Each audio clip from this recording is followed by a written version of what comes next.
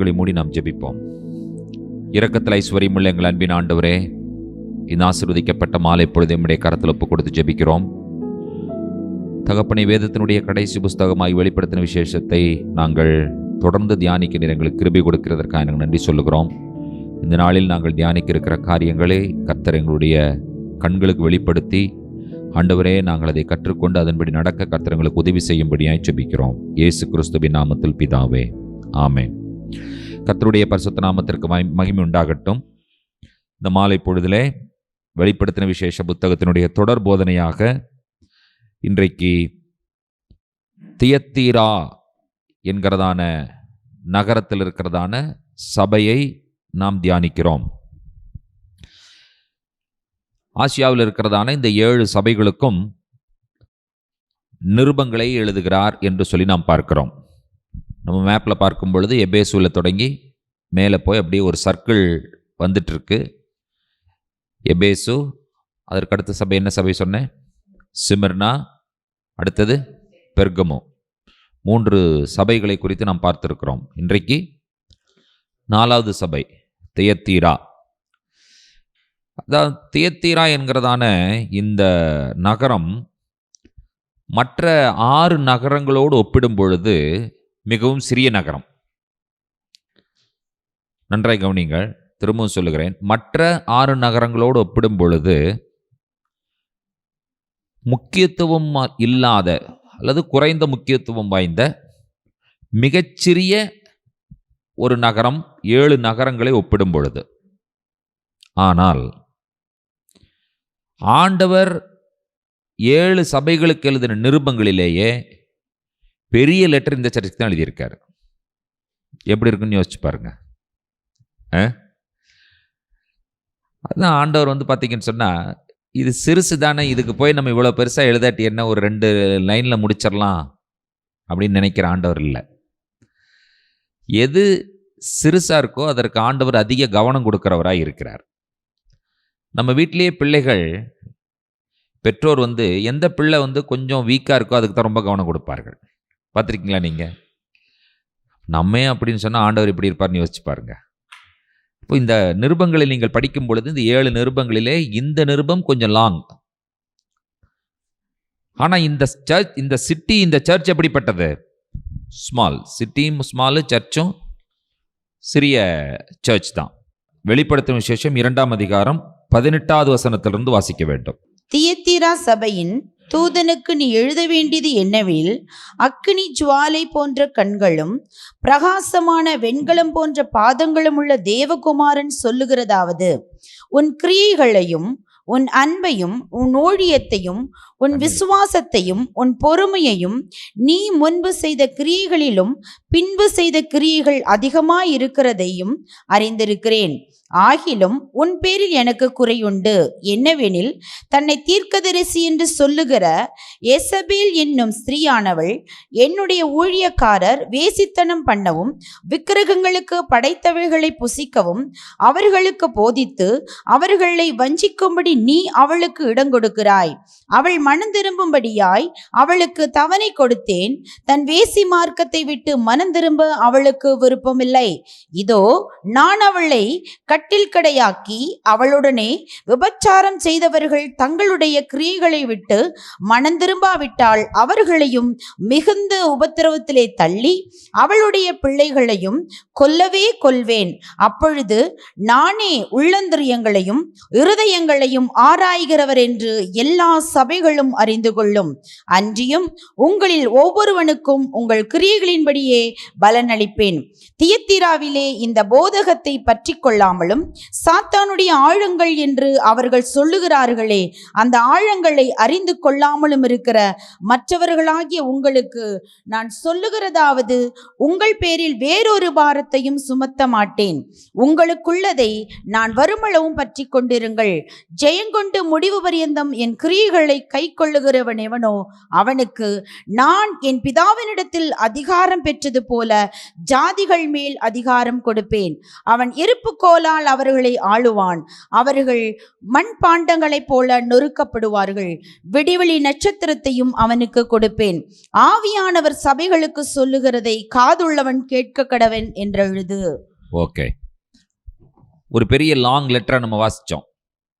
இது தியத்தீரா என்கிறதான பட்டணத்தில் இருக்கிற சபைக்கு ஆண்டவர் எழுதின வார்த்தைகள்.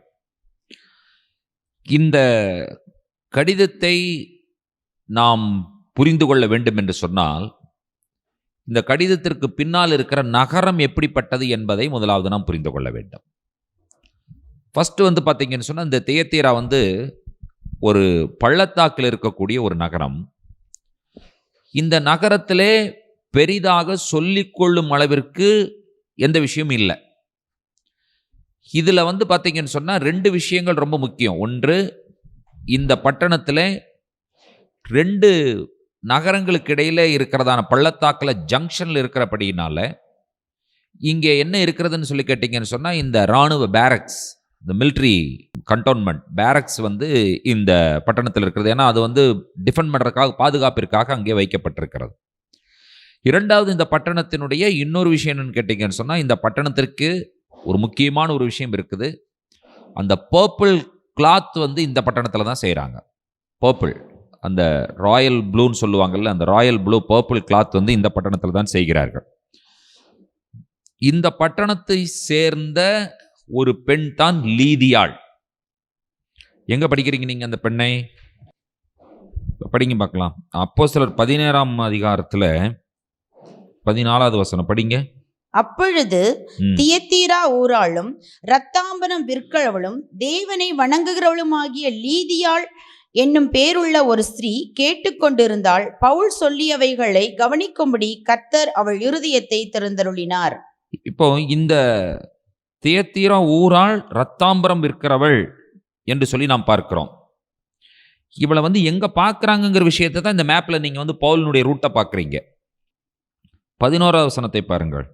துரோவாவில் கப்பல் ஏறி சாமோத்திராக்கே தீவுக்கும் மறுநாளிலே நெயாபோலி பட்டணத்துக்கும் நேராய் ஓடி அங்கே இருந்து மக்கதோனியா தேசத்து நாடுகளில் ஒன்றிற்கு தலைமையானதும் ரோமர் குடியேறினதுமான பிலிப்பு பட்டணத்துக்கு அந்த பட்டணத்தில் சில நாள் தங்கியிருந்தோம். ஓய்வு நாளில் நாங்கள் பட்டணத்துக்கு வெளியே போய் ஆற்றினருகே வழக்கமாய் ஜெபம் பண்ணுகிற இடத்தில் உட்கார்ந்து அங்கே கூடி வந்த ஸ்திரீகளுக்கு உபதேசித்தோம். அப்பொழுது தியத்தீரா ஊராளும் இரத்தாம்பரம் விற்கிறவளும் தேவனை வணங்குகிறவளுமாகிய லீதியாள் என்னும் பேருள்ள ஒரு ஸ்திரீ கேட்டுக்கொண்டிருந்தாள். இப்போ இந்த மேப் பாருங்க, உங்களுக்கு கரெக்டா புரியும். இந்த மேப்ல நீங்க தியத்தீரா என்கிறதான ஒரு பட்டணத்தை கண்டுபிடிக்கணும். இருக்கா தியத்தீரா? இந்த பட்டணத்தை சேர்ந்தவள் அவள். ஆனா இவள் எங்க பவுல் இவளை மீட் பண்றான்னு கேட்டீங்கன்னா, பைபிளை நீங்க படிக்கும் பொழுது துரோவாவில் கப்பல் ஏறி, ட்ரோவாஸ் இருக்கா? துரோவாவில் கப்பல் ஏறி எங்கே வருகிறார்கள்? சாமோத்ரேக்கா தீவுக்கு. சாமோத்ரேஸ் இருக்கா? ட்ரோவாஸ்க்கு மேல இருக்கா? SAMOTH. அப்ப துரோவாவில் கப்பல் ஏறி எங்க வருகிறார்கள்? சோமோத்ரா தீவிற்கு வருகிறார்கள். அதுக்கப்புறம் மறுநாளிலே நெயாபோலி பட்டணத்திற்கும் நேராய் ஓடி, நெயாபோலிஸ் இருக்கா? அதுக்கு மேல துரோவாவில் கப்பல் ஏறி சமுத்திராவுக்கு வர்றாங்க. சமுத்திராவில் இருந்துட்டு அடுத்த நாள் எங்க வர்றாங்க? நெயோபாலி பட்டணத்திற்கு வருகிறார்கள். நெயோபாலி பட்டணத்திலிருந்து அங்கே இருந்து என்ன பண்றாங்கன்னு சொன்னா, மாசிடோனியாங்கிறது ஒரு ப்ராவின்ஸ். அந்த ப்ராவின்ஸ்ல இருக்கிறதான எந்த பட்டணத்திற்கு? பிலிப்பு பட்டணத்திற்கு அந்த பட்டணத்திலே சில நாள் தங்கி இருக்கிறார்கள். பிலிப்பி இருக்கா மேல? ஓகே, பிலிப்பி. அந்த பிலிப்பி பட்டணத்துல தான் என்ன பண்ணியிருக்கார்கள் என்று சொன்னால் கொஞ்ச நாள் தங்கி இருக்கிறாங்க. அங்க தங்கி இருக்கும் பொழுது என்ன நடக்கிறது என்று சொன்னால், ஓய்வு நாளில் பட்டணத்திற்கு வெளியே போய் ஆற்றின் அருகே வழக்கமாய் ஜெபம் பண்ணுகிற இடத்திலே உட்கார்ந்து அங்கே கூடி வந்த ஸ்திரீகளுக்கு உபதேசித்தோம். எவ்வளவு பெரிய பேக்ரவுண்ட் பாருங்க. இப்போ அடுத்தது, அப்பொழுது தியத்தீரா ஊராளும் இரத்தாம்பரம் விற்கிறவளும் தேவனை வணங்குகிறவளுமாகி லீதியாள் என்னும் பேருள்ள ஒரு ஸ்திரீ கேட்டு கொண்டிருந்தாள். அவ ஊர் தியத்தீரா. அவளுடைய ட்ரேடு பார்த்தீங்கன்னு சொன்னா இந்த பர்பிள் ரத்தாம்பரம் விற்கும் வியாபாரம். அவள் இந்த ட்ரேடை எங்க செஞ்சிட்டு இருக்கான்னு சொல்லி கேட்டீங்கன்னு சொன்னா பிலிப்பிங்கிற பட்டணத்துல செய்து கொண்டிருக்கிறாள். இந்த பிலிப்பி பட்டணத்தில் இவள் வியாபாரம் செய்து கொண்டிருக்கிற இந்த பட்டணத்தில் பவுல் ஊழியம் செய்யும் பொழுது ஓய்வு நாளிலே ஆற்றங்கரை ஓரமாக இருக்கிற ஓப்பன் சினகாகில் ஸ்திரீகள் கூடி வந்திருக்கும் பொழுது இந்த ஸ்திரீகளுக்கு போதிக்கிறார் பவுல். அந்த ஸ்திரீகளிலே கேட்டுக்கொண்டிருந்த ஒரு ஸ்திரீக்கு பேர் என்னது? லீதியாள். என்ன நடக்கிறது? லீதியாள் என்னும் பேருள்ள ஒரு ஸ்திரீ கேட்டுக்கொண்டிருந்தாள். பவுல் சொல்லியவைகளை கவனிக்கும்படி கர்த்தர் அவள் இருதயத்தை திறந்தருளினார். 15வது வசனம் வாசியுங்கள். அவளும் அவள் வீட்டாரும் ஞானஸ்நானம் பெற்ற பின்பு அவள் எங்களை நோக்கி, நீங்கள் என்னை கர்த்தரிடத்தில் விசுவாசம் உள்ளவள் என்று எண்ணினால் என் வீட்டிலே வந்து தங்கி இருங்கள் என்று எங்களை வருந்தி கேட்டுக்கொண்டாள். ஓகே, இப்ப நீங்க பாத்தீங்கன்னு சொன்னா இந்த ஸ்திரீ பேசிக்காவே ஒரு வெல்த்தியான ஒரு பெண். காரணம் என்னன்னு சொன்னா இவளுடைய வியாபாரம் அப்படி வியாபாரம். இப்போ நமக்கு இப்போ உங்களுக்கு இப்படி சொன்னால் புரியாது. ரத்தாம்பரம் இருக்கிற பெண் ஒரு பணக்கார பெண் என்று சொன்னால் நமக்கு புரியாது. நமக்கு புரிகிற மாதிரி சொல்லணும்னு சொன்னால் டயமண்ட் விற்கிற ஒரு பெண் என்று சொன்னால் நம்ம கேட்டோடனே என்ன புரிஞ்சுக்குவோம்? மிகப்பெரிய பணக்காரன், வெல்த்தி என்பது நமக்கு புரிந்துவிடும். இந்த ரத்தாம்பரம் என்று சொல்லுகிற இந்த பர்பிள் ஆக்சுவலாக பார்த்தீங்கன்னு சொன்னால் ராயலுக்கு சமம். ராயல்ட்டி, அதாவது ஒரு ராஜாக்களுக்கு தகுதியானது. அது ஏன் ராஜாக்களுக்கு தகுதியானதுன்னு கேட்டிங்கன்னா, இந்த டை இருக்குல்ல, இந்த டை, அந்த கலர், இது எங்கிருந்து கிடைக்கும்னு சொல்லி கேட்டிங்கன்னு சொன்னால் கடலில் இருக்கிறதான ஒரு வகையான சீஷல் நத்தை, அதை எடுக்கணும். அதை பிடித்து அந்த சீஷல்லை ஓப்பன் பண்ணி அதுக்குள்ளே ஒரு கிளாண்ட் இருக்கும். அந்த கிளாண்டை நீங்கள் கையில் நசுக்கணும். லட்சக்கணக்கான கோடிக்கணக்கான நத்தைகளை பிடித்து ஒவ்வொன்றா ஓப்பன் பண்ணி அதை கையில் நசுக்கும் பொழுது அதிலிருந்து வெளிவரக்கூடிய ஒரு திரவம் போன்ற விஷயம் அந்த கலரில் இருக்கும். அப்போது ஒரு 100 ml அந்த ப்ளூ கிடைக்கணும்னு சொன்னால், உங்களுக்கு வேணும்னு சொன்னால் நீங்கள் என்ன பண்ணணும்? கோடிக்கணக்கான நத்தைகளை பிடிக்க வேண்டும். அதை ஒவ்வொன்றா கையில் ஓப்பன் பண்ணி கையிலிருந்து அதை நசுக்கி எடுத்து அதிலிருந்து வருகிற அந்த ட்ராப் ட்ராப்பாக வர்ற அந்த கலரை சேகரிக்கணும்னு சொன்னால் அது பல கோடி ரூபாய் மதிப்புடையது. அந்த 100 ml அப்படின்னு சொல்லும் பொழுது பல கோடி ரூபாய் மதிப்புடையது. இப்போ 100 ml நீங்கள் வாங்கணும், அந்த ப்ளூ 10 கோடி ரூபாய் விலை. 100 ml 10 கோடி ரூபாய் கொடுத்து யார் வாங்குவா? ராஜாக்கள் தான் வாங்குவாங்க. அதனால தான் அந்த ப்ளூவுக்கு என்ன பேர்? Royal blue. இப்போ புரிஞ்சுதான் இந்த ப்ளூ ராயல் ப்ளூன்னு பேர் எதனால் வந்துச்சுன்னு தெரிஞ்ச இது வரைக்கும் தெரியுமா? நமக்கு தெரியாது. இதுக்குனால தான் இதுக்கு பேர் ராயல் ப்ளூன்னு பேர். தியத்தீரா எதற்கு பேர் போன நகரம் என்றால், இந்த கடல் நத்தைகளிலிருந்து இந்த நீலம் என்கிறதான் இந்த பர்பிளை எடுத்து கம்பளி உடைகளிலே கலர் பண்ணி அதை விற்கக்கூடிய ஒரு மார்க்கெட், பெரிய மார்க்கெட் எங்கே தான் இருந்துன்னு சொல்லி கேட்டீங்கன்னு சொன்னால் இந்த பட்டணத்தில் தான் இருந்தது. ஸோ இந்த பட்டணத்தினுடைய 2 விஷயங்கள், ஒன்று இராணுவம், இரண்டாவது இந்த பர்பிள் கிளாத்தினுடைய மார்க்கெட். இது மட்டும்தான் அவர்களுக்கு தொழிலே. இந்த பட்டணத்தில் நீங்கள் குடியிருக்கணும்னு சொன்னால் கண்டிப்பாக உங்களுக்கு இருக்கக்கூடிய ஒரே ஒரு வாய்ப்பு, இந்த மார்க்கெட்டில் போய் நீங்கள் இந்த கிளாத்தை செல் பண்ணுற, இந்த துணியை வியாபாரம் பண்ணுகிற ஒரு வியாபாரியாக இருந்தால் மட்டும்தான் இந்த பட்டணத்தில் நீங்கள் இருக்க முடியும். இல்லாட்டி வேற வழியே கிடையாது. வாழ்றதுக்கு உண்டான வழியே இல்லாத ஒரு நகரம் இந்த நகரம். ஓகே, இதில் இருக்கிற பிரச்சனை என்னன்னு கேட்கணும். சபைக்கு இதில் இருக்கிற பிரச்சனை என்ன அப்படின்னு கேட்டிங்கன்னா, இந்த ட்ரேட் கில்டு என்று சொல்லுவார்கள். ட்ரேட் கில்டு ஒரு சொசைட்டி என்று சொல்லலாம். நம்ம லாங்குவேஜில் சொல்லணும் ஒரு சங்கம். இந்த சங்கத்துல நீங்க எப்படி இருக்கணும்னு சொன்னா, மெம்பரா இருந்தாதான் நீங்க கடையை நடத்த முடியும். ஒரு சங்கம் இருக்கும். அந்த சங்கம், அந்த வியாபாரம் பண்ணுகிறவர்கள் எல்லாரும் சேர்ந்து ஒரு சங்கம் வைத்திருக்கிறார்கள்.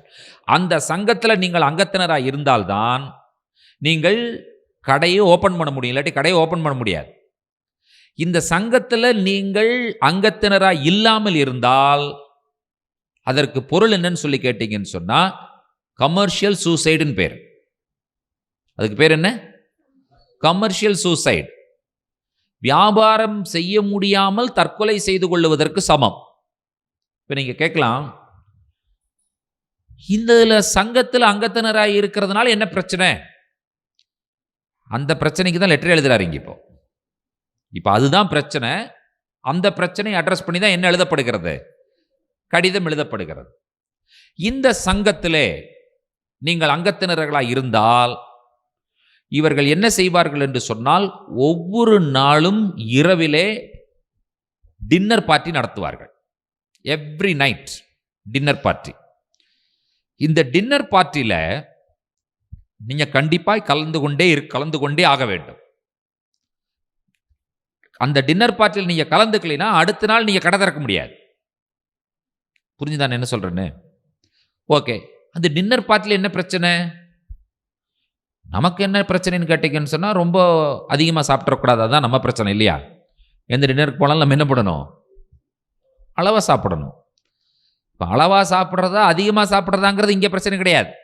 இங்கே இருக்கிற பிரச்சனை என்னன்னு கேட்டிங்கன்னா, சாப்பிடுவதற்கு முன்பாக ஒரு பெரிய விக்கிரக வழிபாடு நடக்கும். நீங்கள் அதிலே கலந்து கொள்ள வேண்டும். முழுவதுமாக சாப்பிடும் பொருள் அனைத்தையும் விக்கிரகங்களுக்கு படைத்தவைகளைத்தான் நீங்கள் சாப்பிட வேண்டிய கட்டாயம். இப்போ நம்மெல்லாம் சில புரஜாதி வீடுகளுக்கு போகும் பொழுது, பொங்கலுக்கு வா, அப்புறம் தீபாவளிக்கு வா, அப்புறம் வேறு ஏதாவது இந்த ஆயுத பூஜைக்கு வா, அதுக்கு வா, இதுக்கு வான்னு கூப்பிடுவாங்க. அப்போ அவங்க என்ன தெரியுமா சொல்லுவாங்க? நம்மளை பார்த்து தெரிஞ்சுட்டு, இதெல்லாம் எதுவுமே நாங்கள் சாமிக்கு படைக்கல, அதெல்லாம் வச்சுருக்கோம், உங்களுக்கு தனியாக எடுத்து வச்சுருக்கிறோன்னு சொல்லுவாங்க. நீங்கள் கேட்டிருக்கீங்களா அதை? நாங்கள் இதை எதுவுமே அங்கே வைக்கல, நாங்கள் இதை தனியாக எடுத்து வச்சிருக்கிறோம் உங்களுக்காக, நீங்கள் இதை சாப்பிடுங்க. இப்போ இங்கே இருக்கிற பிரச்சனை என்ன சொன்னால், இவனுங்களுக்கு தனியாக எடுத்து வைக்கிறதுக்கு ஆளும் கிடையாது, எடுத்து வைக்க வழியும் இல்லை. எப்படி இருக்கும் யோசிச்சு பாருங்க. சாப்பாடு எங்கிருந்தா வருது? அங்கிருந்தா வருது. ஃபர்ஸ்ட் ப்ராப்ளம் இது. டெய்லி சாப்பிடாம இருக்க முடியுமா? முடியாது. ரெண்டாவது, சாப்பிட்டு முடித்ததற்கு பிறகு உடல் ரீதியான காமத்தை தூண்டுகிற, காமத்தை செய்கிற, விபச்சாரத்தை செய்கிறதான அந்த நிகழ்வுகளை அங்கே நடத்துவார்கள்.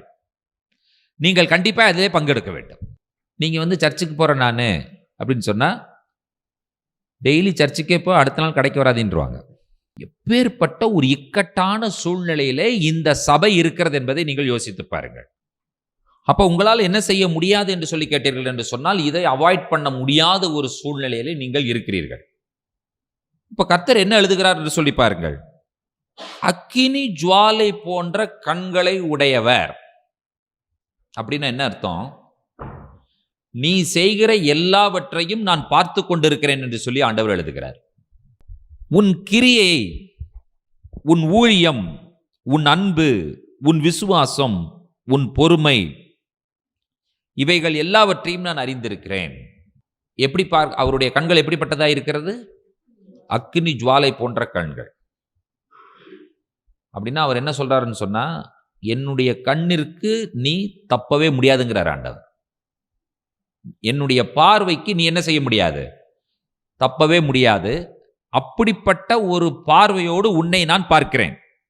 ரொம்ப ஒரு கடினமான ஒரு சூழ்நிலையிலே அவர்கள் இருக்கிறார்கள். பாருங்க, இதுதான் ஒரு சிறிய படம். அங்கே இருக்கிறதான அந்த பேரக்ஸ், அந்த மிலிட்ரி செட்டப் இந்த பள்ளத்தாக்கில் இருக்கிறது என்பதை ஒரு படத்தின் மூலமாக அவர்கள் வரைந்து காண்பித்திருக்கிறார்கள். மிலிட்ரி பேரக்ஸ் இது போன்ற ஒரு உல் கிளாத் தாங்க, பர்பிள் கிளாத். இறையியலாளர்கள் என்ன தெரியுமா சொல்றாங்க? ஆண்டவராய் இயேசு கிறிஸ்துவை சிலுவையில் அறைந்ததற்கு பிறகு அந்த ராயல் பர்பிள் கிளாத் இங்கிருந்து வந்த கிளாத்தை தான் அவருடைய இடுப்பில் கட்டி இருந்தார்கள் என்று சொல்லி சொல்லுகிறார்கள். அப்போ இப்படிப்பட்ட ஒரு வியாபாரம் நிறைந்த ஒரு பட்டணத்தில் நீங்கள் குடியிருக்கும் பொழுது வியாபாரிகளாய் இருக்கும் பொழுது அந்த வியாபாரத்தை நாம் செய்வதற்கு எவ்வளவு பெரிய பிரச்சனை இருக்கிறது என்பதை யோசித்து பாருங்க. இப்போ இந்த சபைக்கு ஆதி திருச்சபையினுடைய பாதிரியார்கள் என்று அழைக்கப்படுவர்கள் நிறைய பேர் இருக்காங்க. அதுல ஒருத்தர் டெர்ட்டுலியன். கேள்விப்பட்டிருக்கீங்களா பேரு? டெர்ட்டுலியன் என்பவரை. டெர்ட்டுலியன் போய் இந்த சர்ச்சுக்கு மெசேஜ் கொடுக்கிறார். அப்போ அவங்க என்ன சொல்றாங்கன்னு சொன்னா, நாங்க கண்டும் காணாமல் இருந்து கொள்கிறோம், போறோம், நாங்க பாட்டுக்கு ஆண்டவரை ஜெபம் பண்ணிட்டு நாங்க அதுல இருந்துட்டு நாங்க வந்துடுறோம் அப்படிங்கிறாங்க. ஆனா டெர்ட்டுலியன் என்ன சொல்றாரு? இல்ல, முடியவே முடியாது, அதற்கு என்ன இல்லை, வாய்ப்பே இல்லை. அப்ப அவங்க கேட்குறாங்க, we must live அப்படிங்கிறாங்க, நாங்கள் கண்டிப்பாய் வாழ வேண்டும். டெர்ட்டுலியன் என்ன பதில் சொல்றாரு? கிறிஸ்டியானிட்டியில நீங்க கிறிஸ்துவை ஏற்றுக்கொண்ட வாழ்க்கையில நீங்கள் விக்கிரகம் பாவம் என்கிறதான அந்த ஒரு விஷயத்துல மஸ்ட் அப்படிங்கிற வார்த்தை கிடையவே கிடையாது அப்படின்னு அவர் முடிச்சிடுறார். ஏன் நீங்க கண்டிப்பா வாழணும்னு நினைக்கிறீங்கன்னு கேட்கிறார். இன்னைக்கு நம்ம சர்ச்சில் இப்படி கேட்க முடியுமா? யோசிச்சு பாருங்க. அதாவது பொய்யை எழுதாதீங்க, பைபிளுக்கு விரோதமா பாடம் இருந்துச்சுன்னு சொன்னா அதை நீங்க எழுதாதீங்கன்னு சொன்னாலே நம்ம மக்கள் கேட்க மாட்டேங்கிறாங்க. மார்க் போயிரும்லங்கிறாங்க. நான் ஒரு இடத்துல கேட்டேன், குரங்கிலிருந்து மனிதன் வந்தான்னு சொல்லி பாடத்துல படிக்கிறீங்க, இப்ப நீங்க போய் அதுல எக்ஸாம்பிள் அந்த கேள்வி வருகிறது, குரங்கிலிருந்து மனிதன் வந்தான், எஸ் ஆர் நோ அப்படிங்கிற அந்த 2 ஆப்ஷன் இருந்தா என்ன போடுவீங்கன்னு கேட்டா என்ன போடுவீங்க? இல்ல, பாடம் எஸ்ன்னு படிச்சிருக்கிறோம். பாடத்துல எஸ், குரங்கிலிருந்து மனிதன் வந்தான்னு எவல்யூஷன் தியரி எல்லாம் படிச்செல்லாம் வந்தாச்சு. இப்போ 1 மார்க் கொஸ்டின் வருது உங்களுக்கு, குரங்கிலிருந்து மனிதன் வந்தான், ஆம் இல்லை, நீங்க என்னன்னு போடுவீங்க? சொல்லுங்க. போட்டதா மார்க், இல்லைன்னு போட்டா கட் ஆஃப் கீழே போகும், பர்சன்டேஜ் கீழே போகும். அப்புறம் நீங்க அங்க பார்த்தீங்கன்னு சொன்னா உங்களுக்கு 0.5 மெடிக்கல் சீட் போயிடுச்சுன்றோம். நான் இப்படி கேட்குறேன், ஒரு சர்ச்சில் பாடத்துக்கு நாங்கள் ஆம்னு போட்டு இங்கே பைபிளை படிச்சுக்கோங்கிறாங்க. என்னுடைய கேள்வி என்னன்னு சொன்னால், இப்படி ஸ்டாண்ட் எடுக்கிறது சரியான்னு கேட்குறேன் நான். அதுக்கு நீங்கள் பதில் சொல்லுங்க. தவறு தானே? We cannot take that stand. நம்ம அந்த ஸ்டாண்ட் எடுக்கவே முடியாது. ஏன் நம்ம பொய்யை சொல்லி இவன் கொடுக்குற சீட்டு வாங்கி தான் நம்ம பிழைக்கணும் கிடையாது. நம்ம உண்மையை சொன்னோம்னா கர்த்தர் நமக்கு அதை விட பெரிய ஆசீர்வாதமான ஒரு வாழ்க்கையை கொடுப்பார். இன்னைக்கு மக்களுக்கு இருக்கிற ஒரு எண்ணம் என்னன்னு கேட்டீங்கன்னு சொன்னா, டாக்டர் ஆனாதான் ஏதோ வாழ்க்கை, இல்லாட்டி எதுவும் வாழ்க்கையே இல்லை, இழந்து போனது மாதிரி இருக்கு மாதிரி யோசிக்கிறாங்க. அது எவ்வளவு ஒரு கடினமான விஷயம். அதற்கென்று சொல்லி யாரெல்லாம் ஆண்டவரால் நியமிக்கப்பட்டிருக்கிறார்கள் ஆட்டோமேட்டிக்காக படிச்சுட்டு போயிடுவாங்க இல்லையா? சிலருக்கு அது இன்பில்ட்ல ஆண்டவர் வச்சிருப்பார். இன்னைக்கு காலையில் பிரதர் சாமுவேல் சுரேஷ் சொன்னார், எஜுகேஷன்ங்கிறது என்ன, அவரவர்களுக்கு ஆண்டவர் என்ன ஒரு தகுதியை குவாலிட்டியை உள்ள வச்சிருக்காரோ அதை கண்டுபிடித்து அவங்களை எஜுகேட் பண்ணும் பொழுது அதுதான் உண்மையான எஜுகேஷன். அதை தான் வேதாகமம் சொல்லுகிறது. இந்த வேதாகமம் சொல்லுகிற விஷயத்தை நம்மால் சொல்லிட்டு இருக்கான். இப்போ அதை மக்கள் எதிர்த்துட்டு இருக்கிறாங்க. ஆனால் நீங்கள் ஒன்று புரிஞ்சுக்கணும், நீங்கள் ஒரு இடத்துல எனக்கும் இன்னொருத்தருக்கும் பெரிய ஆர்குமெண்ட்டே வந்துருச்சு. அவன் சொல்கிறான், ஒருத்தன் என்ன மாதிரி நம்ம சொல்கிறான், அவனுடைய குலக்கல்வியை கற்றுக்கணும்னு சொல்லி இந்த அரசாங்கம் சொல்லுது, அதை நாங்கள் எதிர்க்கிறோம் அப்படின்னா. நான் கேட்டேன், அதில் என்ன தவறு இருக்குன்னு கேட்டேன் நான். அதில் என்ன தவறு இருக்கிறது? 12 கோத்திரங்களை ஆண்டவர் செலக்ட் பண்ணார். 12 கோத்திரங்கள் தேசத்தை பிடிச்சது. 12 பேர் அண்ணன் தம்பி. 12 பேர் அண்ணன் தம்பி தானே. இந்த அண்ணன் தம்பியில் ஆண்டவர் என்ன தெரியுமா பண்ணார்? ஒருத்தனை ராஜாவை ஏற்படுத்தணும்னாரு, இன்னொருத்தனை ஆசாரியனாக இருக்கணும்னாரு, இன்னொருத்தனை நியாயாதிபதியாக இருக்க வேண்டும் என்று சொன்னார், இன்னொருத்தனை மருத்துவனாக இருக்க வேண்டும் என்று சொன்னார், இன்னொருத்தனை விவசாயியாக இருக்க வேண்டும் என்று சொன்னார். சொன்னார்ல, இன்னொருத்தன் கொல்லன். உனக்கு இராணுவத்திற்கு தேவையான ஆயுதங்களை நீ சரி செய்ய வேண்டும் என்று சொன்னால் பெலிஸ்தீன் இடத்துல போகக்கூடாது, உனக்குள்ளேயே ஆள் இருக்கான், உனக்குள்ளேயே செய்து கொள்ள என்று சொன்னார். உனக்குள்ளேயே நீ பெலிஸ்தீன் இடத்திலேயோ மோவாபியின் இடத்திலேயோ போகக்கூடாது, உனக்குள்ளே இருக்கிற விவசாயியின் இடத்துல நீ பொருட்களை வாங்கிக்கொள். மோவாபியனோ பெலிஸ்தீனோ உன்னை ஆளுகை செய்யக்கூடாது, யூதா கோத்திரத்திலிருந்து வருகிற ஒருவன் உன்னை ஆளுகை செய்ய வேண்டும். உனக்கு ஆசாரியா பாகாலின் தீர்க்கதரிசிகள் இருக்கக்கூடாது, லேவியர்கள் உனக்கு ஆசாரியனா இருக்க வேண்டும். உனக்கு வைத்தேனாய் காத் கோத்திரத்தில் இருக்கிறவனை கொண்டு வர வேண்டும். உனக்கு நியாயாதிபதியாய் தான் கோத்திரத்தில் இருக்கிறவன் செயல்பட வேண்டும். புரிஞ்சுதா உங்களுக்கு இப்போ? ஸோ இதுதான் தேசம். அப்போ நான் ஒருத்தட்ட சொன்னேன், இதில் நம்முடைய தேசத்தில் இருக்கிற பிரச்சனையே தொழிலின் அடிப்படையிலே ஒருத்தவனை உயர்ந்தவன் என்றும் தாழ்ந்தவன் என்றும் டிஸ்கிரிமினேஷன் பண்ணுறது ஒரு மிகப்பெரிய பாதிப்பை ஏற்படுத்தி விடுகிறது. தொழில் என்பது எல்லாரும் செய்ய வேண்டியது. அவரவர்கள் அந்தந்த தொழிலை செய்தால்தான் தேசத்தில் ஸ்மூத்தாக போக முடியும். டாக்டரை கொண்டு அட்டாளியில் உட்கார வச்சுக்கிட்டு ஸ்கேவஞ்சரை கொண்டு போய் நீங்கள் குழி தோண்டி உள்ள உட்கார வைக்கிறதான பிரச்சனை.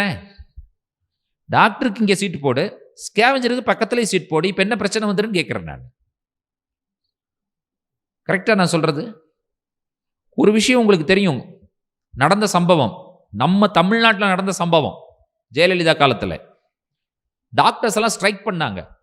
எங்களை எடுத்து வச்சுட்டு பர்மனெண்ட்டே பண்ண மாட்டேங்கிறீங்க, டெம்பரவரிலியாக வச்சுட்டு இருக்கிறீங்க, நீங்கள் எங்களை பெர்மனன்ட் பண்ணுங்கன்னு சொல்லி ஸ்ட்ரைக் பண்ணாங்க. அந்த அம்மாட்ட ஸ்ட்ரைக் பண்ண வேலையாகுமா? அந்த அம்மா நீ ஸ்ட்ரைக் பண்ணிட்டுருன்னு சொல்லி மெடிக்கல் காலேஜ் ஸ்டூடெண்ட்ஸில் அந்த லாஸ்ட் இயர் இந்த ஹோம் சர்ஜன்ஸ் படிக்கிறாங்க பாருங்க, ஹோம் சர்ஜன் எல்லாம் கொண்டு வந்து ஹாஸ்பிட்டலுக்குள்ளே போட்டு அதுக்கு சும்மா வெள்ளை கோட்டை மாட்டிட்டு அனாசின் அப்புறம் பேராசிட்டமால் டேப்லெட் எல்லாம் எழுதி கொடுத்துட்டு அழகாக சுற்றிட்டு இருக்குதுங்க அதுங்க. இந்த டாக்டர்கள்லாம் வெளியே நின்று இருக்கிறாங்க. எங்கே? காம்பவுண்டுக்கு வெளியில் ஜிந்தாபாத் ஜிந்தாபாத்னு இதுக்கு வெளியே கத்த, அதுக்கு உள்ள அழகாக ஜாலியாக சுற்றிட்டு இருக்குதுங்க. எந்த சீஃப் டாக்டரும் கவனிக்கிறது காலையே கிடையாது. இதுக்கு தான் எல்லாமே சீஃப். 1 மாதம் 2 மாதம் 3 மாதம் கடைசியில் டாக்டருக்கு இறங்கி வந்துட்டாங்க. இனி விட்டால் நம்ம பதவிக்கு ஆபத்து வந்துடும் போல தெரியுதுப்பா, இறங்கி வந்துட்டாங்க. அப்புறம் ஏதோ சமரச பேச்சுவார்த்தை நடத்தி எல்லாம் உள்ள எல்லாம் கரெக்டாக போயாச்சு.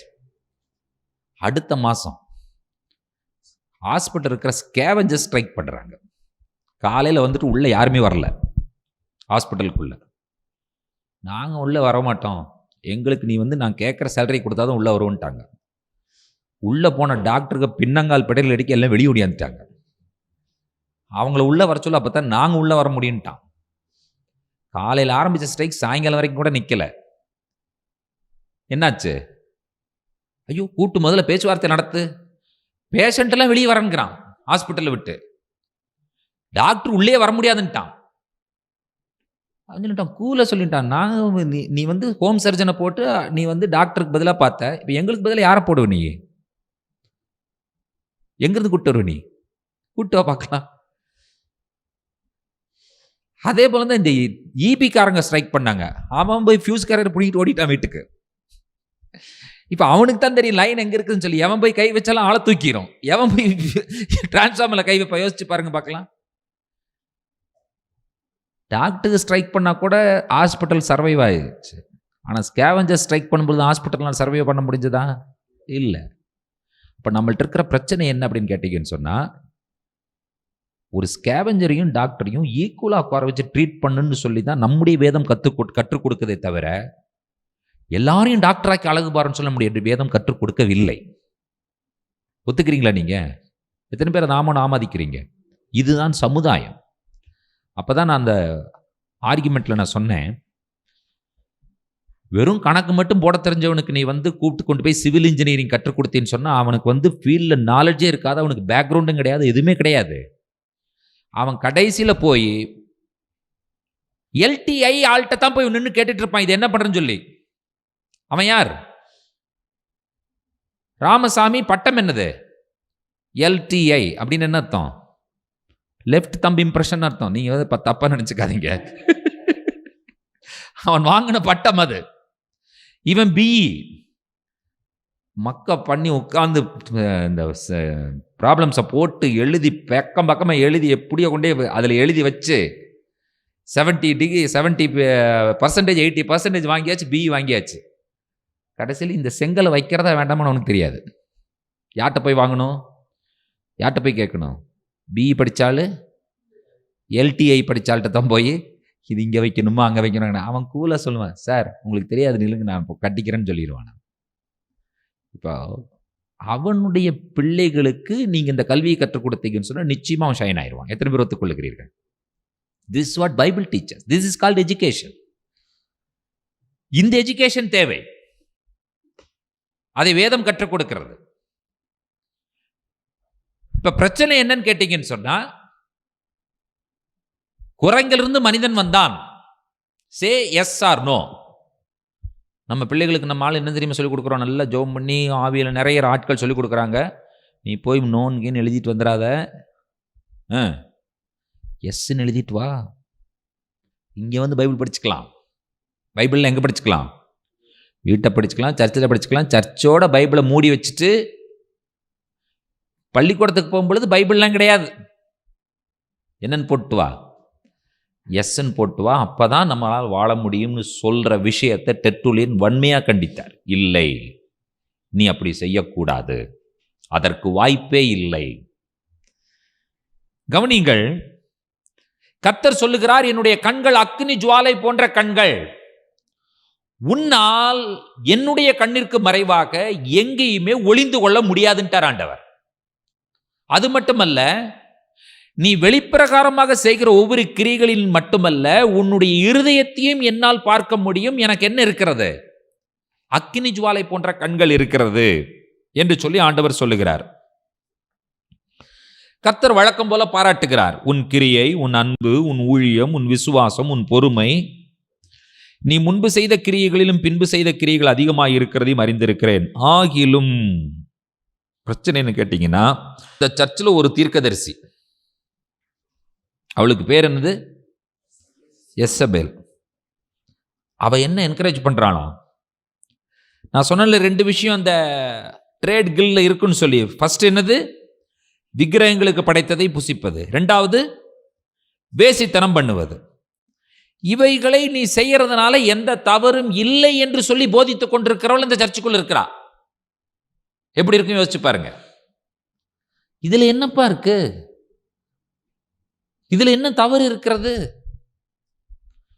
இன்றைக்கு காம்ப்ரமைஸ் பண்ணி போகிற ஒரு மனநிலைக்கு திருச்சபை ஆல்மோஸ்ட் வந்துருச்சு. இதனால என்ன தப்பு? சினிமா மெட்ல பாடிட்டு இருந்த ஆளுங்க சினிமா பாட்டே பாடலாங்கிறாங்க. இப்போ என்ன தப்பு வந்துருச்சுல்ல? இனியெல்லாம் நீங்க இனி வருங்காலங்களில் நீங்க சர்ச்சுகளுக்கு போனீங்கன்னு சொன்னா தியேட்டர்ல பாடுற பாட்டைத்தான் நீங்க சர்ச்சில் கேட்கணும். அத வார்த்தைகளை மாற்றி போட்டு பாடிட்டு இருந்தாங்க. இப்ப என்ன பண்ணிட்டாங்க? அதவே பாடு. அதுல ஒருத்தன் என்ன சொல்றான், இதுக்கு எதுக்குப்பா மாய்மாலம் பண்ணணும்? அந்த வார்த்தைகளை, அந்த மெட்டை எடுத்து நம்ம வார்த்தைகளை போட்டு மாய்மாலம் பண்றது எதுக்கு? உண்மை உள்ளதுபடி பாடிட்டு போக வேண்டியது. இதைத்தானே பாடுற, பாடிரு. அதுல இன்னொரு வேடிக்கையான விஷயம் என்னன்னு கேட்டீங்கன்னு சொன்னா, வார்த்தைகளை மாற்றி போட்டு பாடினா சபையார் சிரமப்படுறாங்க பாடுறதுக்கு. அதே பாட்டை பாடுனா ஈஸியா பாடுறாங்க. காங்கிரிகேஷன் எல்லாம் பாடுது. எது? ஆமா, பாத்தீங்களா? இதுல கஷ்டம் இல்லை உங்களுக்கு. நீங்க அந்த மெட்டை எடுத்து நீங்க பாட்டுக்கு கர்த்தர், அல்லேலுயா, யெகோவா, ஆமென், ஸ்தோத்திரம், கிருபைன்னு போட்டிங்கன்னு வச்சுக்கோங்களேன், அவன் சிரமப்படுறான். அவன் என்ன பண்றான்னு பார்த்தீங்கன்னு சொன்னா, நீங்க வார்த்தைகளை மாற்றி போட்டி பாடும் பொழுது அவன் பார்த்தீங்கன்னு சொன்னா அந்த பாட்டை அவன் பாடிட்டு இருக்கான். அதனால இவர் பார்த்தாரு, அவன் அதனால பாடுறான், இதையே பாடு, அவனுக்கும் பிரச்சனை இல்லை, நமக்கும் பிரச்சனை இல்லை, ஈஸியா காங்கிரிகேஷன்ல போயிடும். நான் நார்த் இந்தியாவுக்கு போயிருக்கும் பொழுது தமிழ் பாடல்கள் எல்லாம் ஹிந்தியில மொழிபெயர்த்து பாடுவார்கள். அதே டியூன் இருக்கும், எல்லாமே அதே இருக்கும்.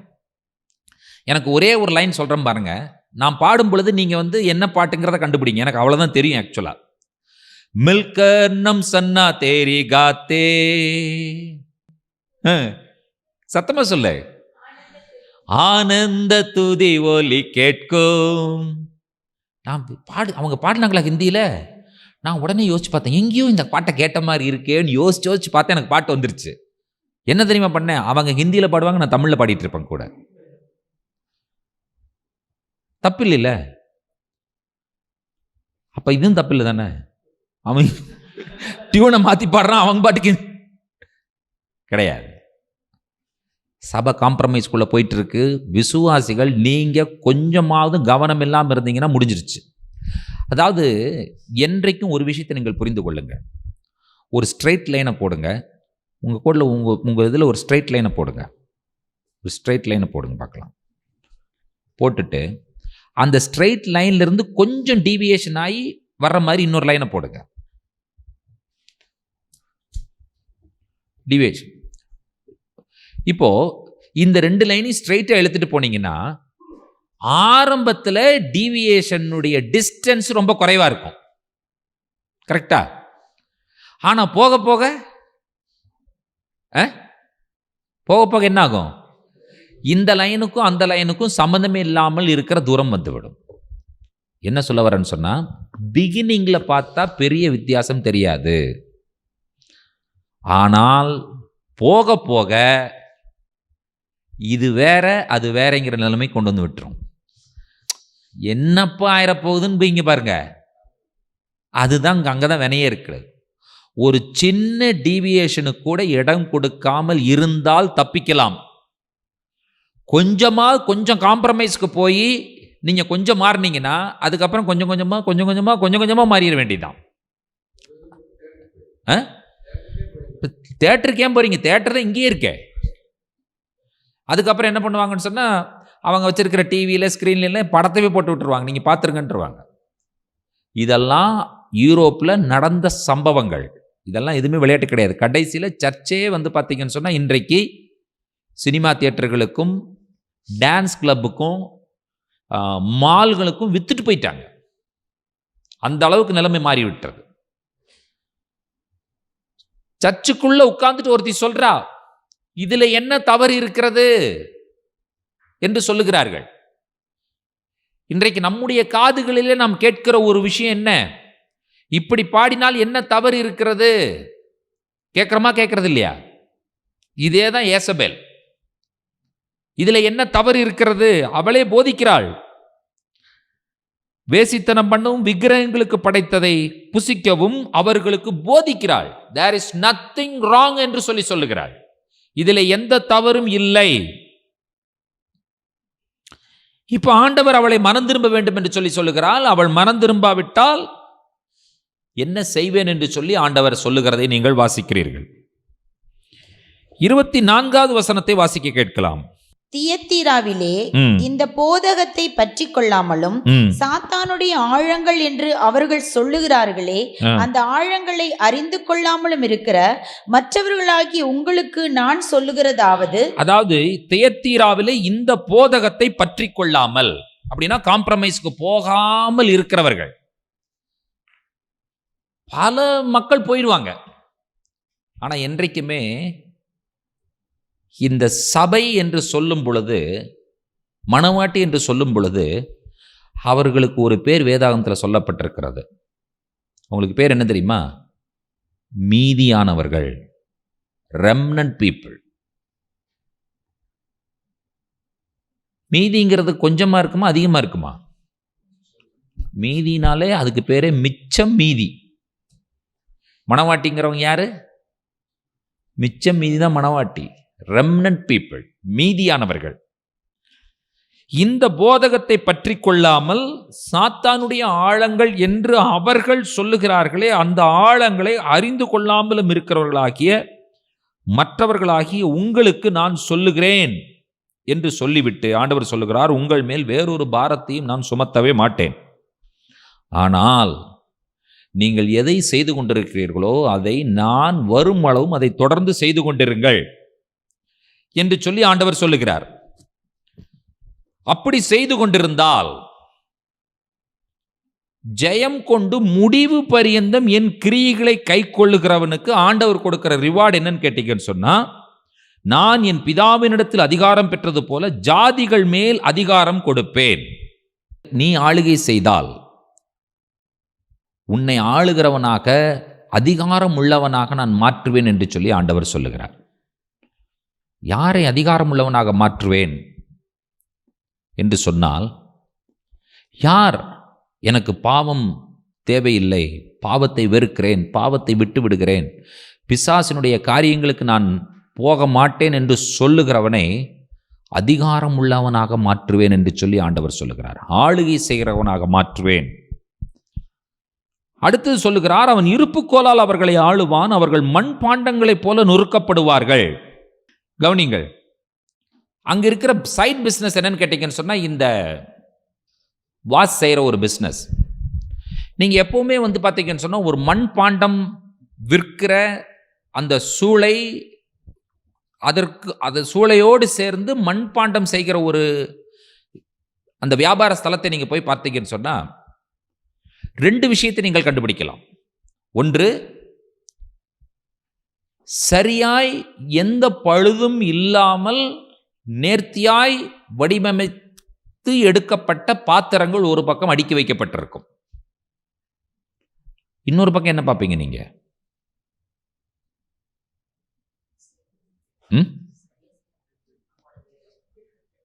அந்த டிஃபெக்ட் இருக்கிற அந்த விஷயத்தை என்ன பண்ணிருப்பாங்கன்னு சொன்னா, அடிச்சு நொறுக்கி இன்னொரு பக்கம் குப்பை போல கொட்டி வச்சிருப்பாங்க.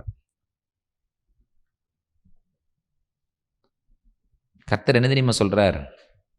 யாரெல்லாம் டிஃபெக்டிவோடு இருக்கிறாங்களோ அவர்களை அடித்து நொறுக்குகிற அந்த அதிகாரத்தை நான் உங்களுக்கு கொடுக்கிறேன் என்று சொல்லித்தான் ஆண்டவர் சொல்லுகிறார்.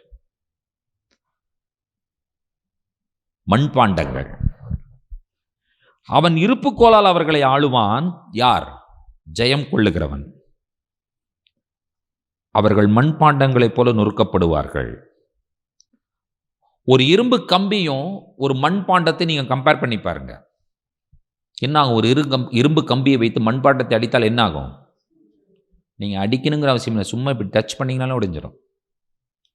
ஆனால் வேதம் சொல்லுகிறது நொறுக்கப்படுவார்கள். ஜெயம் கொள்ளுகிறவனுக்கு விடிவெளி நட்சத்திரத்தையும் அவனுக்கு கொடுப்பேன். விடிவெளி நட்சத்திரம்னா என்னது சொல்லுங்க? பொதுவா எல்லா நட்சத்திரங்களும் இரவிலே மின்னும். ஆனா அந்த விடிவெளி நட்சத்திரம் மட்டும் பார்த்தீங்கன்னு சொன்னா, வெளிச்சம் வந்ததுக்கு அப்புறம் தெரியும் இந்த நட்சத்திரம். அதிகாலையில் சூரியன் ரைஸ் ஆயிடும், ஆனாலும் அந்த நட்சத்திரம் தெரிஞ்சிட்டு இருக்கும். எப்பேற்பட்ட வெளிச்சமும் உன்னை ஒன்றும் செய்ய முடியாது, அதை காட்டிலும் உன்னை பிரகாசிக்க வைக்க நான் இருக்கிறேன் என்று சொல்லி ஆண்டவர் சொல்லுகிறார். நாம் இரவில் மட்டும் வெளிச்சம் கொடுக்கிறவர்கள் அல்ல, பகலிலும் வெளிச்சம் கொடுக்கிறவர்களாக உன்னை மாற்றுவேன் என்று சொல்லி ஆண்டவர் சொல்லுகிறார். ஆனா பிரச்சனை என்ன? அந்த ட்ரேட் கில்ட் என்கிறதான அந்த சங்கத்தில் நீங்கள் சேராமல் இருக்க வேண்டும். அது எவ்வளவு கடினமான ஒரு விஷயம். வாழ்வாதாரம், சாப்பாடு, துணிமணி, நாம் வாழும் நிலை எல்லாமே பாதிக்கப்படுகிற ஒரு சூழ்நிலை. இதற்கு 100% கர்த்தர் மேல் விசுவாசம் இருந்தால் மட்டும்தான் அவர்கள்தான் இதை நிலைநிற்க முடியும். அப்படி இருக்கும் பொழுது கவனிங்கள், பல வேளை பட்டினியாய் இருக்க வேண்டிய நிலைமை வரலாம். வஸ்திரத்திற்கு குறைவு இருக்கலாம், சாப்பாட்டிற்கு குறைவு இருக்கலாம். ஆனாலும் பரவாயில்லை, நான் அதை ஏற்றுக்கொள்ளுகிறேன் என்கிற மனப்பக்குவமும் ஆண்டவர் மேல விசுவாசம் இருந்தால்தான் இந்த காரியம் தியத்தீராவிலே சாத்தியமாகும். எல்லா பட்டணத்திலும் வாழ்வதைப் போல தியத்தீரில் வாழ்ந்து விடவே முடியாது. அதனால தான் இந்த பட்டணத்திற்கு ஒரு மிகப்பெரிய கடிதத்தை எழுதி, ஜெயம் கொள்ளுகிறவனை கர்த்தர் விடிவெள்ளி நட்சத்திரத்தை உனக்கு கொடுப்பேன் என்று சொல்லி ஒரு பெரிய வாக்கு தத்தத்தையும் கொடுக்கிறதை நீங்கள் பார்க்கிறீர்கள். ஆண்டவருடைய வார்த்தைகள் உண்மை என்று சொல்லி நாம் நம்பினால், அவர் என்னை நிச்சயமாய் மறுமையில கொண்டு வந்து மகிமையிலே என்னை விடிவெளி நட்சத்திரத்தை போல மாற்றுவார் என்கிற நம்பிக்கை இருந்தால் நாம் ஆண்டவரை விட்டு கொடுக்கவே மாட்டோம். விக்கிரகங்களுக்கு படைத்ததை புசித்து வேசித்தனம் பண்ணினால் நாம் ஆண்டவரை விட்டு கொடுக்கிறோம் என்பது அதனுடைய பொருள். ஆண்டவரே, உம்மை நான் எந்த சூழ்நிலையிலும் எதற்காகவும் விட்டு கொடுக்க மாட்டேன் என்கிற ஒரு தீர்மானத்தை எடுக்கும் பொழுது அதனால் வரும் பின்விளைவுகள் என்னவாக இருக்கலாம்? என்ன வேண்டுமானாலும் இருக்கலாம். எப்படிப்பட்ட பின்விளைவுகள் வந்தாலும் எனக்கு பரவாயில்லை, அதை நான் ஏற்றுக்கொள்ளுகிறேன் என்று சொன்னால் கர்த்தர் சொல்லுகிறார், நீ ஜெயம் கொள்ளுகிறவன், நீ ஜெயம் கொள்ளுகிறவன், உனக்கு அதிகாரம் கொடுப்பேன், ஆளுகையை கொடுப்பேன், பிரகாசம் உள்ள விடிவெளி நட்சத்திரத்தையும் உனக்கு கொடுப்பேன் என்று சொல்லி ஆண்டவர் வாக்கு கொடுக்கிறார். பிரியமான தேவனுடைய பிள்ளைகளே, இந்திய திருச்சபை அப்படிப்பட்ட ஒரு சூழ்நிலைக்கு போய் கொண்டிருக்கிறதை நீங்கள் அறிகிறீர்கள். சிஎன்ஐ பிஷப் வீட்டில் ரெய்டு நடந்தது நீங்கள் படிச்சீங்களா பிரதர்? மகாராஷ்டிரா, மத்திய பிரதேஷில் பெரிய பிரச்சனை போயிட்டு இருக்கு. சிஎன்னுடைய மாடரேட்டர் வீட்டில் பல கோடிகள். எல்லா சர்ச்சையும் அதனுடைய இன்கம் சோர்ஸை ஆடிட் பண்ணுங்க, அதை போய் கண்காணிங்கன்னு சொல்லி ஆர்டர் போட்டாங்க. இப்போ அவர் பைபிள் சொசைட்டினுடைய செக்ரட்டரியா பிரசிடென்ட்டாக கூட இருக்கிறார். டெய்லி அந்த நியூஸ் தான் வந்துட்டு இருக்கு. என்ன சிங்னா, பிசி சிங்னா என்னமோ அவருடைய பெயர். சபைகள் போகிற நிலைமை இன்றைக்கு அதை என்ன சொல்லுவது என்று சொல்லியே தெரியவில்லை. அந்த அளவிற்கு மோசமான சூழ்நிலைகளிலே கிறிஸ்தவம் ஓடிக்கொண்டிருக்கிறது. வெளியில பார்த்தால் கட்டடங்கள் இருக்கிறது, ட்ரெஸ் இருக்கு, பாட்டு இருக்கு, கீபோர்டு இருக்கு, எல்லாமே இருக்கு. ஆனா உள்ளுக்குள்ள அந்தரங்கத்தில் என்ன இருக்கிறது என்று சொல்லி கண்டுபிடிக்கவே முடியாத ஒரு சூழ்நிலை. பிரசங்கம் பண்ணுறவங்களையும் நம்ப முடியல, பாட்டு பாடுறவங்களையும் நம்ப முடியல, அந்நிய பாஷை பேசுகிறவங்களையும் நம்ப முடியல, ஜெபிக்கிறேன்னு சொல்கிறவங்களையும் நம்ப முடியாத ஒரு சூழ்நிலையில் ஓடிக்கொண்டிருக்கிறோம். அதனால் நம்ம பப்ளிக்காக ஜெபிக்கிறதுக்கே நமக்கு தயக்கமாக இருக்குது. இப்போ பப்ளிக்காக பிரசங்கம் பண்ணுறதுக்கே தயக்கமாக இருக்குது. சாத்தானுடைய வஞ்சக வலையில் விழுந்து விடுவோமா என்கிறதான ஒரு பெரிய பயம் வேற இருக்கு. இன்னொன்று நீங்கள் புரிஞ்சுக்கணும், சொல்கிற நானும் மனிதன் தான். ஆமாவா இல்லையா? எவ்வளோ பெரிய பயம் இருக்குன்னு யோசிச்சு பாருங்க. அப்படிப்பட்ட சூழ்நிலை போயிட்டு இருக்கு.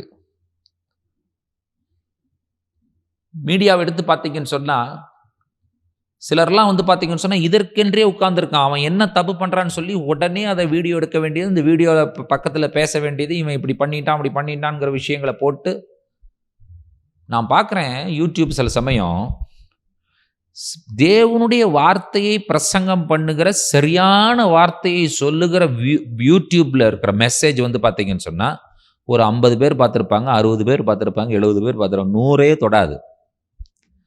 இவன் தப்பு பண்ணிட்டான் அப்படிங்கிற ஒருத்தன் வீடியோ எடுத்து போடுறத நீங்கள் பார்த்தீங்கன்னு சொன்னால் 50,000 பேர் பார்க்குறாங்க, 16,000 பேர், 20,000 பேர், 25,000 பேர் views, 20K views, 35K views.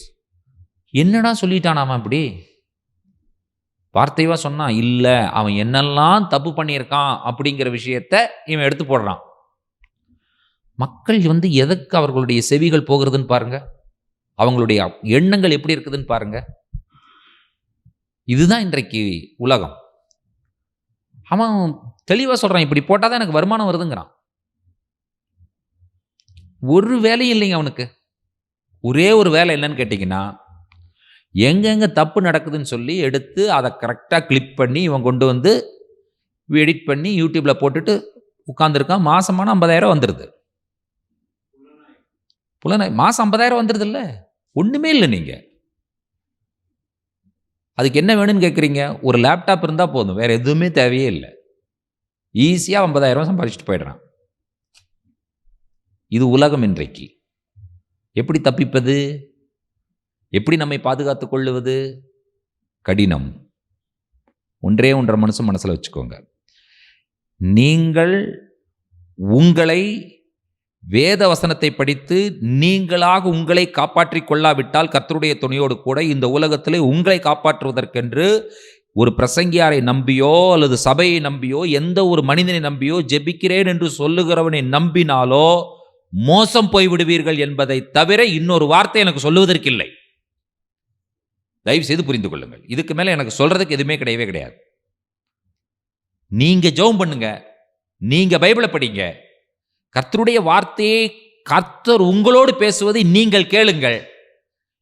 அதை தவிர கர்த்தரை தவிர காப்பாற்றுவதற்கு இந்த உலகத்திலே இப்ப இருக்கிற இந்த இக்கட்டான ஒரு சூழ்நிலையிலே இன்னொருவர் இல்லை என்பதை நீங்கள் புரிந்து கொள்ளுங்கள். இதுக்கு மேலே நம்ம ஒரு டேஞ்சரான ஒரு சிச்சுவேஷன்ல இருக்கிறோம்னு சொல்றதுக்கு எனக்கு வார்த்தைகளே இல்லை. கர்த்தர் ஒருவரே உங்களையும் காப்பாற்றணும், என்னையும் காப்பாற்றணும். நீங்க என்னை நம்பியும் பிரயோஜனம் இல்லை, நான் உங்களை நம்பியும் பிரயோஜனம் இல்லை. இதுக்கு மேலேயும் சொல்ல முடியுமா? சொல்றதுக்கு வாய்ப்பே இல்லை. ஆகையினால மனதை அலைப்பாய விடாமல் வேதாகமத்தை படிப்பதிலே அதிக நேரத்தை செலவு பண்ணி கண்ணும் கருத்துமாக கர்த்தருடைய சமூகத்தில் உட்கார்ந்து ஜெபிக்கிறதுல அதிக நேரத்தை செலவு பண்ணி, ஆண்டவரே இந்த உலகம் ஒரு மோசமான ஒரு சூழ்நிலைக்கு நேராய் போய் கொண்டிருக்கிறது, நாம் ஒருவேளை இப்படிப்பட்ட காரியங்களை சொல்லும் பொழுது மக்கள் நம்மை பார்த்து சொல்லுகிற வார்த்தை என்னவென்று தெரியுமா? பிழைக்க தெரியாதவன், பைத்தியக்காரன். அவனுக்கு என்ன தெரியல? பிழைக்க தெரியல.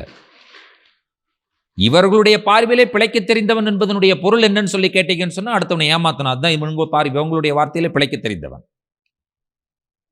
இல்லையா? அதுதான் அவங்க வார்த்தை. கொஞ்சம் பணம் வச்சிருந்தா பிழைக்க தெரியாதவன், சாப்பிடாம பட்டினி கிடந்து எனக்கு சாப்பாடு கிடைக்கல இன்னைக்கு, அந்த அளவிற்கு நான் ஊழியத்தில் கஷ்டப்படுகிறேன், நெருக்கப்படுகிறேன்னு சொன்னீங்கன்னா பிழைக்க தெரியாதவன் நீயே. அதையும் அப்படி இருக்கிற நீயே ரைஸ் பண்ணு. என்னது ரைஸ் பண்ணு? என்ன ரைஸ்? ஃபண்ட் ரைஸ் பண்ணு. அதில் ஒரு பர்சன்டேஜ் நீ எடு. மக்கள் சொல்லி கொடுக்குற விஷயம் என்ன பண்ணணும்? ஃபண்ட் ரைஸ் பண்ணணும், ஒரு பர்சன்டேஜ் நீ எடுத்துக்கணும். எத்தனை பர்சன்டேஜ் எடுக்கிறதுன்னு கேட்டால் 99% எடுங்கிறான். எப்படி இருக்கும் ஃபண்ட் ரைசிங்கில்? இது உலகம். சாத்தானுடைய ஆழங்கள் என்று சொல்லுகிறார்களே சிலர், அதை நீ அறியாமல் இருக்கிறாய், அதற்காக உன்னை நான் பாராட்டுகிறேன் என்று சொல்லி தியத்தீரா சபைக்கு சொல்லுகிறாரே. நாம் எதை தெரிந்து கொள்ள வேண்டும் என்கிற அவசியம் இல்லை என்று சொன்னால், எப்படிப்பட்ட வழிகளிலெல்லாம் நாம் போனால் இந்த உலகத்தில் சர்வைவ் ஆகலாம் என்கிறதான காரியங்களை நாம் தெரிந்து கொள்ளாமல் இருப்பது நமக்கு கிடைத்த ஒரு பெரும்பாக்கியம். எத்தனை பேர் அதை ஒத்துக்கொள்ளுகிறீர்கள்? ஆமாம், கிறிஸ்தவன் நான். ஆகினால கிறிஸ்துவே என்னுடைய ஜீவனாய் இருக்கும் பொழுது இவைகளை நான் தெரிந்து கொள்ள வேண்டும் என்கிற அவசியம் இல்லை என்கிற ஒரு காரியத்தை நீங்கள் சரியாய் கையில் எடுப்பீர்கள் என்று சொன்னால், கர்த்தர் நம்மை தலைமுறையை ஆசீர்வதிக்க போதுமானவர். அதிகாரம் உள்ளவர்களாக ஆண்டவர் நம்மை மாற்றுகிறார். நம்முடைய கையிலே பிரகாசம் உள்ள விடிவெளி நட்சத்திரத்தையும் கொடுக்கிற தேவன். அவர் செய்வார் என்று நீங்கள் நம்புவீர்கள் என்று சொன்னால் அவரை விசுவாசியுங்கள், அதன்படி வாழுங்கள். கர்த்தர் நிச்சயமாய் உங்களையும் உங்களுடைய பிள்ளைகளையும் தலைமுறை ஆசீர்வதித்து நீதி என்றைக்கென்றாலும் ஜெயிக்கும், நீதி தோற்கவே தோற்காது என்பதை நீங்கள் ஒத்துக்கொள்வீர்கள் என்று சொன்னால், இந்த உலகம் நமக்கு சதமல்ல. கர்த்தர் நம்முடைய வாழ்க்கையின் எல்லா காரியங்களையும் ஆராய்ந்து அறிந்து பார்த்து வழி நடத்துகிற தேவன் என்பதை அறிக்கை செய்து ஆண்டவருக்கு உங்களுடைய வாழ்க்கையை ஒப்புக் கொடுங்கள். கண்களை மூடி நாம் ஜெபிப்போம். இரக்கத்தில் ஐஸ்வர்யம் உள்ள எங்கள் அன்பின் பரலோக பிதாவே, தியத்தீரா என்கிறதான பட்டணத்தினுடைய காரியங்களை நாங்கள் கேட்டோம், அதனுடைய பின்னணியத்தை நாங்கள் பார்த்தோம். ஆண்டவரே, எவ்வளவு மோசமான ஒரு சூழ்நிலையில் அவர்கள் வாழ்ந்தாலும் அங்கே மீதியானவர்களை நீர் வைத்திருந்தீர். யேசபேலினுடைய போதகத்தை ஏற்றுக்கொள்ளாமல் அவைகள் வேண்டாம் என்று ஒதுக்கின ஒரு சிறிய கூட்டம் அங்கே இருந்தது. அவர்களை பார்த்து நீர் சொன்னீர், உன் அன்பையும் உன் விசுவாசத்தையும் உன் பொறுமையும் உன் கிரியைகளையும் உன் ஊழியத்தையும் அறிந்திருக்கிறேன் என்று சொன்னீர். அக்கினி ஜுவாலை போன்ற கண்களை உடையவர் ஆண்டவரே, வெண்கலம் போன்ற பாதங்களை உடைய தேவன் ஆண்டவரே, தகப்பனே, கர்த்தாவே, நீர் எங்களை பார்த்து கொண்டிருக்கிறீர் என்பதை நாங்கள் அறிந்தவர்களாய் நாங்கள் இந்த உலகத்தில் வாழ எங்களுக்கு உதவி செய்யுங்க. ஆண்டவரே, தகப்பனே, வெளியிலே ஜெபிப்பதை போல எங்களுடைய வாழ்க்கையில் காண்பித்து விட்டு உள்ளுக்குள்ளாக நாங்கள் ஒரு வேறு வாழ்க்கை வாழ வேண்டாம். ஆண்டவரே, தகப்பனே, உள்ளேயும் வெளியேயும் நாங்கள் ஒரே மாதிரியான ஒரு வாழ்க்கை வாழ எங்களுக்கு உதவி செய்யுங்க. என்னுடைய வாழ்க்கையிலே, எங்கள் ஒவ்வொருவனுடைய வாழ்க்கையிலே கர்த்தாவே, மறைந்திருக்கிற ஏதாவது மாய்மாலங்கள் இருக்கும் என்று சொன்னால் அவைகள் எல்லாம் இன்றைக்கு நாங்கள் அறிக்கை செய்கிற ராஜா. தகப்பனே, எதற்காகவும் எந்த சூழ்நிலையிலும் எப்பொழுதும் கிறிஸ்துவை நாங்கள் விட்டுக் கொடுக்காதவர்களாய் இந்த உலகத்தில் நாங்கள் வாழ கர்த்தர் எங்களுக்கு உதவி செய்ய வேண்டும் என்று சொல்லி ஒப்புக் கொடுத்து ஜெபிக்கிறோம். வசனத்தை கர்த்தாவே உன்னிப்பாய் கவனமாய் கேட்டுக்கொண்டிருந்த அன்பு பிள்ளைகளுக்காய் ஜெபிக்கிறோம். ஆண்டவரே, நீர் கைவிடாத தேவன். ஆண்டவரே, அதற்காய் ஸ்தோத்திரங்களை சொல்லுகிறோம். நீர் கரம் பிடித்து நடத்துவீர், கண்மலையின் மேல் நிறுத்துவீர் என்கிற மேலான விசுவாசம் எங்களுக்கு இருக்கிறது. உம்மை நம்பின பிள்ளைகள் ஒரு நாள் வெட்கப்பட்டு போனதாக இதுவரை சரித்திரம் இல்லையே. இனிமேலும் ஆண்டவரை வெட்கப்பட்டு போக மாட்டார்கள். அவர்கள் அவரை நோக்கி பார்த்து பிரகாசம் அடைந்தார்கள். அவர்கள் மூங்கள் வெட்கப்படவில்லை. இந்த ஏழை கூப்பிட்டான், கர்த்தர் கேட்டு அவனை நெடுக்கண்களுக்கெல்லாம் நீங்களாக்கி ரட்சித்தார்கிற வேத வார்த்தைகளுக்காய் நாங்கள் உள்ளத்தின் ஆழத்திலிருந்து நன்றிகளையும் துதிகளையும் ஸ்தோத்திரங்களையும் நாங்கள் ஏறெடுத்து ஜெபிக்கிறோம். தேவனுடைய ஆவியானவர் எங்களை நடத்துவீராக. கர்த்தாவே, இந்த வாரம் முழுதும் கர்த்தாவே நாங்கள் ஒவ்வொருவரும் செய்கிற தகப்பனே கையின் பிரயாசங்கள் வேலைகள் எல்லாவற்றிலும் தேவனுடைய கிருபையின் கரம் கொண்டு வழி நடத்த வேண்டும் என்று சொல்லி ஒப்பு கொடுத்து ஜெபிக்கிறோம். நாளை தினம் உடைய பிள்ளைகள் கர்த்தாவே பணிக்கு, கர்த்தாவே அலுவலகங்களுக்கு வேலைகளுக்கு செல்லும் பொழுது உம்முடைய பிரசன்னம் கூட இருப்பதாக. கல்வி கூடங்களுக்கு செல்லுகிற பிள்ளைகளோடு நீர் கூட இருப்பீராக. இயற்கைகள், கால சூழ்நிலைகள் எல்லாவற்றையும் கர்த்தர் எங்களுக்கு அனுகூலமாக்கி எங்களை வழிநடத்த நீர் போதுமானவர். ஜீவிக்கிற தேவனுடைய கரத்தில் எங்களை ஒவ்வொருவரையும் ஒப்பு தந்து ஜெபிக்கிறோம். துதியும் கனவும் மகிமையும் எடுக்கிறோம். இயேசு கிறிஸ்துவின் வல்லமையுள்ள நாமத்தில் வேண்டுகிறோம் பிதாவே, ஆமென். நம்முடைய கர்த்தராகிய இயேசு கிறிஸ்துவின் கிருபையும் பிதாவாகிய தேவனுடைய அன்பும் பரிசுத்த தேவாவியானவருடைய அந்யோன்ய ஐக்கியமும் சிநேகமும் நம் அனைவரோடும் கூட கர்த்தருடைய வருகை பரியந்தம் நீடித்து நிலைத்திருப்பதாக. ஆமென். என் ஆத்துமாவே கர்த்தரை ஸ்தோத்திரி, என் முழு உள்ளமையுடைய பரிசுத்த நாமத்தை ஸ்தோத்திரி. என் ஆத்துமாவே கர்த்தரை ஸ்தோத்திரி, கர்த்தர் செய்த சகல உபகாரங்களையும் மறவாதே. ஆமென். Praise the Lord.